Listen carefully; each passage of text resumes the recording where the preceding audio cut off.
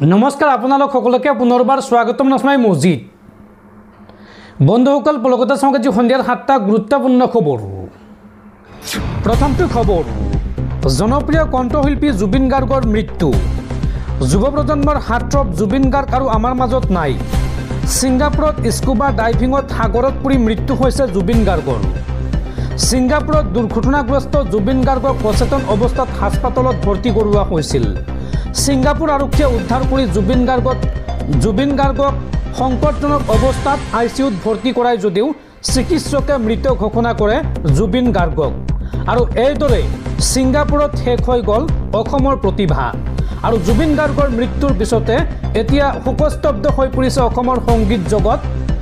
কোটি কোটি অনুৰাগীয়ে চকুলো টুকিছে জুবিন গাৰ্গক। আপুনিও এই মুহূৰ্তত কমেণ্টত শোকবাৰ্তা প্ৰেৰণ কৰক। পৰৱৰ্তী খবৰ, আৰক্ষীৰ বেসুৰ প্ৰায় মিয়াৰ ৰক্ষক ইউনুছ তামুলীৰ গৰ্জন।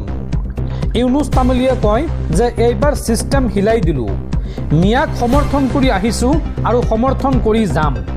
আৰক্ষীৰ জিম্মাৰ প্ৰায় এই মন্তব্য ইউনুছ তামুলীৰ। আৰক্ষীৰ বেসুৰ প্ৰায় মিয়াৰ ৰক্ষক ইউনুছৰ গৰ্জন। এই সন্দৰ্ভত ইউনুছ তামুলীয়ে কয় যে এইবাৰ ছিষ্টেম হিলাই দিলোঁ, মিয়াক সমৰ্থন কৰি আহিছোঁ আৰু সমৰ্থন কৰি যাম। সংখ্যালঘুৰ ওপৰত কৰা নিৰ্যাতনৰ বিৰুদ্ধে প্ৰতিবাদ কৰি যাম। বাঘ সেনা থমকি নৰয়, মিয়াক সমৰ্থন কৰি আহিছোঁ আৰু কৰি যাম। মই অনুতপ্ত নহয়, এইখন আমাৰ কাৰণে যুদ্ধ। সংখ্যালঘুক কৰা প্ৰতাৰণাৰ বিৰুদ্ধে আমি সদায় মাত মাতি যাম। এই মন্তব্য ইউনুছ তামুলীৰ। পৰৱৰ্তী খবৰ, অনলাইন গেম খেলাসকল সাৱধান, দেশত আহি গ'ল নতুন আইন। 1 অক্টোবৰৰ পৰা দেশত সম্পূৰ্ণৰূপে নিষিদ্ধ হ'ব অনলাইন গেম। ধৰা পৰিলে 2 বছৰ পৰ্যন্ত হ'ব জেল।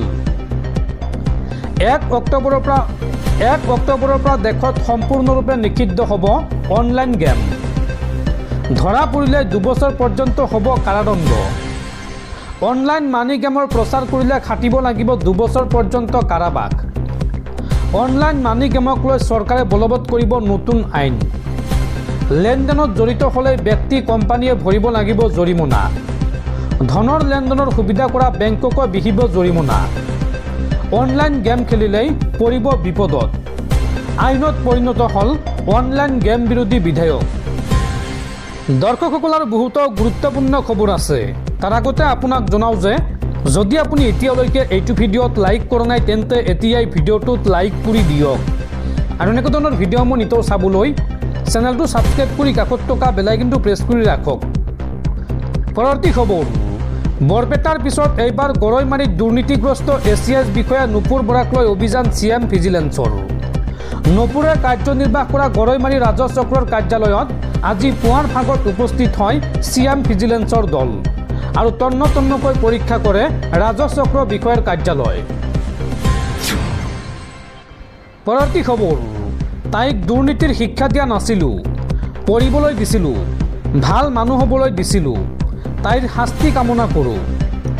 এই মন্তব্য কৰিছে দুৰ্নীতিগ্ৰস্ত ACS বিষয়া নুপুৰ বৰাৰ পিতৃয়ে। দুৰ্নীতিৰ অভিযোগত বা আয় বহিৰ্ভূত সম্পত্তিৰ অভিযোগত CM ভিজিলেন্সে নুপুৰ বৰাক গ্ৰেপ্তাৰৰ পিছতে এই মন্তব্য কৰিছে ACS বিষয়া নুপুৰ বৰাৰ পিতৃয়ে।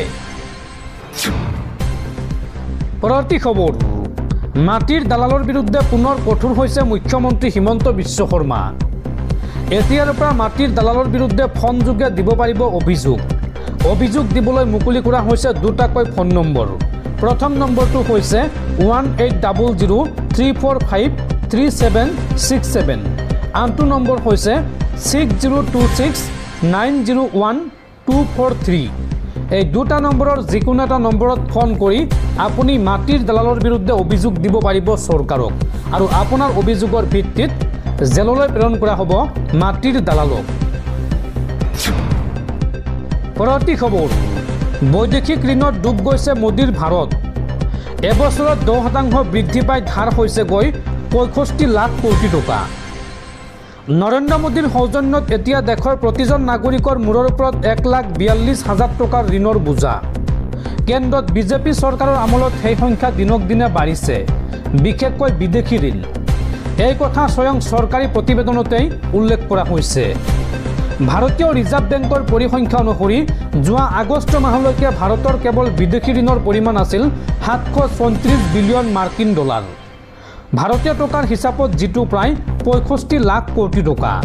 আৰু ইয়াৰ সুদ অৱশ্য সেই সম্পৰ্কে কোনো নিৰ্দিষ্ট তথ্য নাই। কিন্তু সংশ্লিষ্ট সূত্ৰৰ মতে চলিত বিত্তীয় বৰ্ষতে বিদেশী আৰু ঘৰুৱা ঋণৰ সুতৰ পৰিমাণ একেলগে প্ৰায় 12,76,000 কোটি টকা হ'ব। স্বাভাৱিকতে এতিয়া প্ৰশ্ন উত্থাপন হয়, বিশ্বগুৰু প্ৰধানমন্ত্ৰী নৰেন্দ্ৰ মোদীৰ কৃতিত্ব ক'ত? চৰকাৰ আৰু ইয়াৰ সহযোগীসকলে যেতিয়াই সুযোগ পায় বিজ্ঞাপন দিয়ে যে ভাৰত বিশ্বৰ তৃতীয় বৃহত্তম অৰ্থনীতি হ'বলৈ গৈ আছে। অতি সোনকালে অৰ্থনীতিয়ে 5 ট্ৰিলিয়ন বা 5 লাখ কোটি মাৰ্কিন ডলাৰৰ মাইলৰ খুঁটি স্পৰ্শ কৰিব। কিন্তু তাৰ সমান্তৰালকৈ ঋণও বাঢ়িছে। এয়া এক প্ৰকাৰৰ ঋণং কৃত্যা ঘৃণং পিবেত, অৰ্থাৎ ধাৰ লৈ ঘিউ খোৱাৰ দৰে। চৰকাৰী তথ্যই এই কথা স্পষ্ট কৰিছে। ফলত দেশজুৰি প্ৰধানমন্ত্ৰী মোদীৰ 75 সংখ্যক জন্মদিন আৰু 15-দিনীয়া চেপ পষেক পালনৰ প্ৰচাৰ অভিযানত ব্যয় কৰা কোটি কোটি টকাৰ মাজতো অৰ্থনীতিৰ কংকালসাৰ ছবিখন উন্মোচিত হৈছে। চৰকাৰী পৰিসংখ্যা অনুসৰি যোৱা 1 ফেব্ৰুৱাৰীত বাজেট দাখিল কৰাৰ সময়ত বিত্ত মন্ত্ৰালয়ে অনুমান কৰিছিল যে 2024-25 বিত্তীয় বৰ্ষত দেশৰ মুঠ ঋণৰ বোজা 161 লাখ কোটি টকা হ'ব। চলিত বিত্তীয় বৰ্ষৰ শেষলৈকে 2025-26লৈকে ই প্ৰায় 196 লাখ কোটি টকা হ'ব পাৰে। কিন্তু 5 মাহৰ পাছত অৰ্থাৎ আগষ্ট মাহত চৰকাৰে আন এক হিচাপ দিলে। তাত কলা বগা আখৰেৰে লিখা আছে যে 2024-25 বিত্তীয় বৰ্ষত ভাৰতৰ মুঠ ঋণ আছিল 185 লাখ কোটি টকা। অহা বছৰৰ 31 মাৰ্চৰ ভিতৰত ইয়াৰ পৰিমাণ প্ৰায় 200 লাখ কোটি টকা হ'ব। ফলত বাজেট দাখিল কৰাৰ সময়ত চৰকাৰৰ হিচাপ শুদ্ধ নাছিল বুলি স্পষ্ট হৈ পৰিছে। আৰু ইপিনে মাৰ্কিন ডলাৰৰ বিপৰীতে ভাৰতীয় টকাৰ মূল্য হ্ৰাস পোৱাৰ ফলত দিনক দিনে এই বৃহৎ ঋণৰ বোজা বাঢ়ি গৈ আছে। উল্লেখযোগ্য যে নৰেন্দ্ৰ মোদী ক্ষমতালৈ অহাৰ সময়ত ভাৰত চৰকাৰৰ ঋণ আছিল প্ৰায় 70 লাখ কোটি টকা, যিটো GDPৰ 51.5%। কিন্তু অৰ্থনীতিবিদ প্ৰধানমন্ত্ৰী মনমোহন সিঙৰ যুগৰ সেই ঋণৰ বোজা মোদীয়ে বৃহৎ পৰিমাণে বৃদ্ধি কৰিছে। এতিয়া সেয়া GDPৰ 56% হৈছেগৈ। টকাৰ হিচাপত 200 কোটি টকা। চৰকাৰী তথ্য অনুসৰি চলিত বৰ্ষৰ 31 মাৰ্চলৈকে বিদেশী ঋণৰ পৰিমাণ আছিল 734 বিলিয়ন মাৰ্কিন ডলাৰ, যিটো পূৰ্বৰ বছৰৰ তুলনাত 10.1% বৃদ্ধি পাইছে। ইয়াৰে দীৰ্ঘম্যাদী অৰ্থাৎ যিটো এবছৰতকৈ অধিক সময়ৰ ভিতৰত পৰিশোধ কৰিবলগীয়া হয় সেই ঋণ হৈছে 601.9 বিলিয়ন ডলাৰ। আৰু হ্ৰস্বম্যাদী অৰ্থাৎ যিটো এবছৰৰ ভিতৰত ঘূৰাই দিব লাগে সেইটো হৈছে 134.5 বিলিয়ন ডলাৰ। ফলত কেৱল প্ৰচাৰৰ ঢাক ঢোলহে বাজি আছে, বাস্তৱত কিন্তু দেশত ঋণৰ বোজাহে বাঢ়িছে। পৰৱৰ্তী খবৰ, আমেৰিকাত ভাৰতীয় যুৱকক গুলীয়াই হত্যা আমেৰিকান আৰক্ষীৰ। মৃতদেহ প্ৰত্যাৰ্পণৰ বাবে বিদেশ মন্ত্ৰালয়ৰ হস্তক্ষেপ বিচাৰিলে পৰিয়ালে। তেলেংগানাৰ মাহবুবনগৰ জিলাৰ এজন 30 বছৰীয়া যুৱকৰ মৃত্যু হোৱা বুলি বৃহস্পতিবাৰে জানিব পৰা গৈছে। মৃতকৰ পৰিয়ালৰ লোকে জনোৱা মতে তেওঁৰ ৰুমমেটৰ সৈতে হোৱা কাজিয়াৰ ফলত মাৰ্কিন আৰক্ষীয়ে গুলীয়াই হত্যা কৰাৰ অভিযোগ উত্থাপন হৈছে। মৃত মহম্মদ নিজামুদ্দিনৰ পিতৃ মহম্মদ হাছনুদ্দিনে পুত্ৰৰ এজন বন্ধুৰ পৰা পোৱা তথ্যৰ উদ্ধৃতি দি সংবাদ সংস্থা PTIক জনাইছে যে এই কাণ্ড 3 ছেপ্টেম্বৰত সংঘটিত হৈছিল যদিও সঠিকভাৱে কি হৈছিল সেয়া স্পষ্ট নহয়। পিতৃয়ে এই সন্দৰ্ভত কয় যে তেওঁৰ পৰা পোৱা তথ্য অনুসৰি এটা ক্ষুদ্ৰ বিষয়ক লৈ এই কাজিয়া সংঘটিত হৈছে, কিন্তু এই ঘটনাৰ সবিশেষ বিষয়ে তেওঁ স্পষ্ট নহয়। মহম্মদ হাছনুদ্দিনে এই সন্দৰ্ভত কয় যে বৃহস্পতিবাৰে পুৱা তেওঁলোকে এই তথ্য লাভ কৰিছিল। মহম্মদ হাছনুদ্দিনে নিজৰ পুত্ৰৰ মৃতদেহ মাহবুবনগৰলৈ ঘূৰাই অনাত সহায় কৰিবলৈ ভাৰতৰ বৈদেশিক পৰিক্ৰমা মন্ত্ৰী S জয়শংকৰক অনুৰোধ জনাইছে। জয়শংকৰক উদ্দেশ্যি লিখা পত্ৰখনত হাছনুদ্দিনে কয় যে আজি পুৱা মই গম পালোঁ যে তেওঁক অৰ্থাৎ নিজামুদ্দিনক সান্তা ক্লাৰা আৰক্ষীয়ে গুলীয়াই হত্যা কৰিছে আৰু তেওঁৰ মৃতদেহ কেলিফৰ্ণিয়াৰ সান্তা ক্লাৰাৰ কোনোবা চিকিৎসালয়ত আছে। আৰক্ষীয়ে তেওঁক গুলীয়াই হত্যা কৰাৰ প্ৰকৃত কাৰণ মই নাজানো। মহম্মদ হাছনুদ্দিনে মন্ত্ৰীগৰাকীক অনুৰোধ কৰে যে ৱাশ্বিংটন ডিচিত থকা ভাৰতৰ দূতাবাস আৰু ছান ফ্ৰান্সিস্কোত থকা ভাৰতৰ কনচুলেট জেনেৰেলক তেওঁৰ পুত্ৰৰ মৃতদেহ মাহবুবনগৰলৈ অনাত সহায় কৰিবলৈ অনুৰোধ জনায়। সংবাদ মাধ্যমৰ সৈতে পত্ৰখন শ্বেয়াৰ কৰা মাজলিছ বাচাও তাহৰিক MBTৰ মুখপাত্ৰ আমজেদুল্লাহ খানে বৈদেশিক পৰিক্ৰমা মন্ত্ৰীক এই বিষয়ত পৰিয়ালক সহায় কৰিবলৈ আহ্বান জনায়।